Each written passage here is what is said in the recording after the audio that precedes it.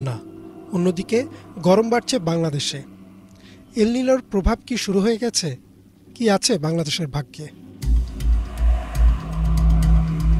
2023 সাল থেকে গবেষকরা ধারণা করেছিলেন যে 2024-এ আসবে ভয়াবহ এল নিনো। শুধু এল নিনো না, সাথে আসবে এর বিপরীত পর্যায়ে লা নিনাও, যার ফলে চলতি বছরটি হবে ইতিহাসের সবচেয়ে উষ্ণতম বছর। হয়তো ইতোমধ্যেই শুরু হয়ে গেছে এর প্রভাব, যার ফলে আরব আমিরাত, ওমান সহ মধ্যপ্রাচ্যের দেশগুলোতে প্রচণ্ড বৃষ্টিপাত আর বাংলাদেশ, ভারত সহ দক্ষিণ এশিয়ার দেশগুলোতে নেমেছে গরম। আমাদের এই উপমহাদেশের ইতিহাস ঘাটলে দেখা যায় 1895 থেকে 1896 সালে এই অঞ্চলে দেখা দিয়েছিল ভয়াবহ খরা, যার ফলে মৃত্যু হয়েছিল প্রায় 50 লক্ষ লোকের। তখনও এল নিনো সম্পর্কে তেমন একটা পরিষ্কার ধারণা ছিল না গবেষকদের, কিন্তু দৃশ্যপট পাল্টে যায় 1982 সালে, যখন একসাথে 5টি মহাদেশের আবহাওয়ার উপর ব্যাপক প্রভাব পড়ে। এরপরেও পৃথিবীতে বেশ কিছুবার এল নিনোর প্রভাব পড়েছে, তবে ধারণা করা হচ্ছে চলতি বছর আসতে পারে এল নিনোর সবচেয়ে ভয়াবহ রূপ।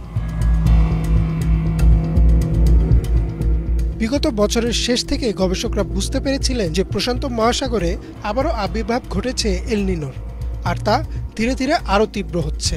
অর্থাৎ এমন হতে পারে যে এবছর শীতেও আমাদের ফ্যান ছেড়ে ঘুমানো লাগবে।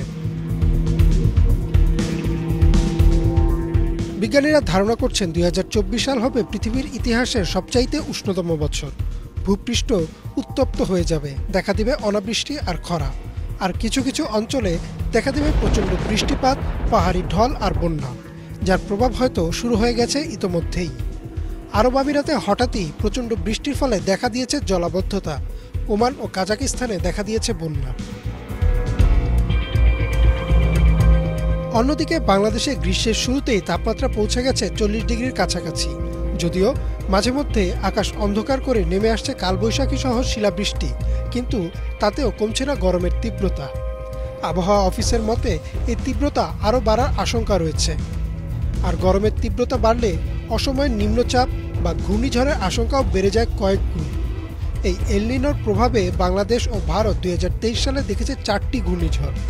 এবছর কি হবে তা হয়তো ধারণা করাও সম্ভব না। এল নিনো যে শুধুমাত্র প্রাকৃতিক ক্ষতি করবে তা নয়, এর প্রভাব পড়বে বিশ্বের অর্থনীতির উপরেও। 1997 থেকে 98 সালে ঘটে যাওয়া এল নিনোর প্রভাবে পৃথিবী জুড়ে প্রায় $5.7 ট্রিলিয়ন ক্ষতি হয়েছিল। 1982 সালে সে ক্ষতির পরিমাণ ছিল $4.1 ট্রিলিয়ন। বিশেষজ্ঞদের ধারণা চলতি বছর এল নিনোর প্রভাবে পৃথিবী জুড়ে ক্ষতি হবে প্রায় $84 ট্রিলিয়ন। ইমরান মাহমুদ, বাংলা ভিশন।